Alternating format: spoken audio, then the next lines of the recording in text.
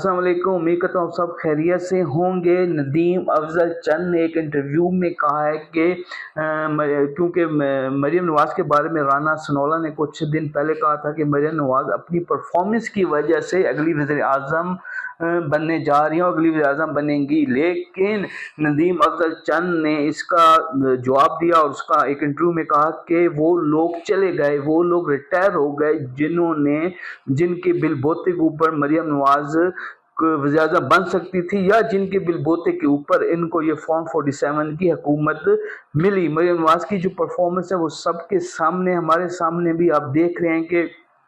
سلاب زندگان کے حوالے سے جو ایک آزمائش آئی ہے ان کے اوپر، یا ایک ان کے لیے ٹیسٹ کیس ہوا ہے کہ وہ کیسی پرفارمنس کرتی ہیں، تو میرے خیال میں جو پرفارمنس ہے ان کی یا جو کارکردگی ہے وہ صفر ہے۔ پنجاب حکومت کی بہت زیادہ معاملات ہیں، اس میں بہت زیادہ گہرائی میں اگر آپ جا کے دیکھیں تو سلاب زندگان کے لیے وہ چیزیں نہیں ہو رہی، وہ ابھی تک رل رہے ہیں اور معاملات جو ہیں وہ ٹھیک نہیں کر پا رہی پنجاب حکومت۔ ان کے برعکس جو کے پی کی حکومت ہے وہاں پہ بھی تباہی بہت زیادہ ہوئی تھی، شہادتیں بھی بہت زیادہ ہوئی تھی، لیکن وہاں پہ پنجاب حکومت کے اگر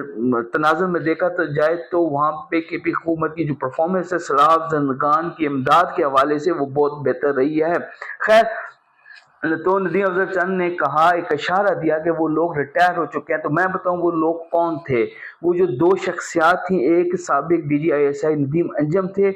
جو کہ پرو نون لیگ تھے اور بہت زیادہ کلوز سے نون لیگ کے، اور دوسرا قاضی فیض عیسیٰ۔ یہ دو لوگ دو ایسی شخصیات تھیں جو کہ اس ٹائم پہ مریم نواز کو جو ہے وہ وزیر اعظم بنانا چاہ رہی تھی، لیکن کچھ معاملات، کچھ چیزیں ایسی تھیں کہ اسٹیبلشمنٹ سمجھتی تھی کہ مریم نواز اس طرح کا پرفارم نہیں کر سکتی جس طرح کا شہباز شریف پرفارم کر سکتا ہے، ان کو اردلی ٹائپ کا وزیر اعظم چاہیے تھا، تو کرہ جو ہے وہ شہباز شریف کے حق میں نکلا۔ لیکن جو ندیم افضل چند اس چیز کی تردید بھی کر سکتے ہیں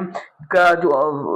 اشارہ تھا ریٹائرڈ ہو گئے جو انہوں نے بتایا، وہ یہ دو لوگ تھے۔ خیر، اب ہم وزیر اعظم اور اسرائیل کا جو معاملہ ہے اس حوالے سے آ جاتے ہیں۔ وزیر اعظم نے آج یا کل قومی اسمبلی سے اس حوالے سے خطاب بھی کرنا ہے اور قومی اسمبلی کو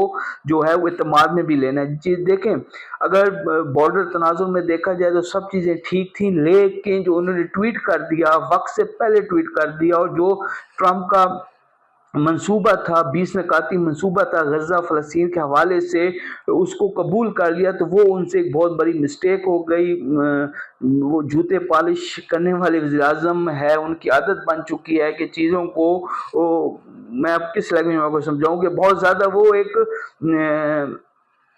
آپ کو اپریسیشن لینے کے لیے یا اپنے آپ کو اچھا دکھانے کے لیے دوسروں کی نظر میں کہ دیکھیں میں کتنا آپ کا وفادار ہوں، تو انہوں نے وہ ٹویٹ کر دیا۔ لیکن قطر کے وزیر اعظم نے 2-3 دن پہلے جو بیان دیا ہے اس سے چیزیں واضح ہو گئی ہیں، اور لوگ جو ہیں، جو دوسرے ممالک جو ہیں، وہ جو یہ منصوبہ ہے گریٹر اسرائیل کا کہہ لیں یا غزہ کے اندر، فلسطین کے اندر امن کا جو منصوبہ ہے اس سے وہ پیچھے ہٹ رہے ہیں، اور بہت سبکی کا سامنا کرنا پڑے گا ہمارے وزیر اعظم کو بھی جب وہ اسمبلی میں کھڑے ہو کے بیان دیں گے اور چیزوں کو توڑ موڑ کے پیش کریں گے۔ ان شارٹ وہ یو ٹرن لیں گے۔ قطر کے وزیر اعظم نے کہا کہ یہ جو 20 نکاتی ایجنڈا ہے، جو ایک ٹرمپ کا ایک پلان ہے، یہ 3 لوگوں نے بنایا تھا، ایک صدر ٹرمپ نے، دوسرا اسرائیل کے وزیر اعظم نے، اور تیسرا ٹونی بلیئر نے۔ اس کے بعد ہم سب ممالک کو بلایا گیا، عرب کے جتنے اپنا سٹیک ہولڈر ممالک ہیں، مصر ہے، لبنان ہے،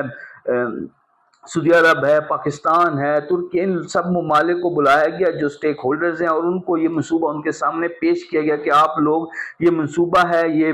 ایگریمنٹ ہے، آپ اس کے اوپر سائن کریں، اس کو اپروو کریں تاکہ اس کو امپلیمنٹ کیا جائے۔ لیکن یہ جو منصوبہ تھا سب نے دیکھا، اس ٹائم پہ سب اکٹھے بھی ہوئے، میٹنگ بھی ہوئی، تو لیکن ابھی تک آج چوتھا 5واں دن ہو گیا، کسی بھی اسلامی ممالک نے اس منصوبے کی حامی نہیں بھر رہی۔ لیکن ہمارے وزیر اعظم نے within 1 اور within 2 hours جو ہے اس منصوبے کو قبول کر لیا تھا، اور اپنے ٹویٹ میں کہہ دیا تھا کہ ہم جو ڈونلڈ ٹرمپ کے 20 نکاتی ایجنڈا ہے اس کو سپورٹ کرتے ہیں۔ تو حکومت کو بہت زیادہ سختی کا سامنا کرنا پڑے گا، خاص طور پر وزیر اعظم شہباز شریف کو، اگر یہ اس چیز کو تحمل سے لیتے، اس چیز کو اسمبلی میں لے کے آتے، اس چیز کو انڈر ڈسکشن کرتے، اپوزیشن کو آن بورڈ لیتے، پاکستان کے اندر جو دوسرے سٹیک ہولڈرز ہیں ان کو آن بورڈ لیتے، تو میرے خیال میں معاملات کچھ اور ہوتے۔ لیکن ان کی جلد بازی نے جو ہے وہ سارا جو معاملہ ہے وہ گڑبڑ کر دیا ہے، اور اب دیکھتے ہیں آنے والے دنوں میں. آج اسمبلی کا اجلاس جو اس ٹائم پہ جاری ہے اور اسحاق ڈار جو ڈپٹی پرائم منسٹر ہیں وہ اسی کے اوپر جو اسمبلی ارکان جو ہیں ان کو بریفنگ دے رہے ہیں. تو دیکھتے ہیں اب جو حکومت ہے شہباز شریف اور خاص طور پہ اسحاق ڈار اس چیز سے کیسے جان چھڑواتے ہیں. بہت شکریہ.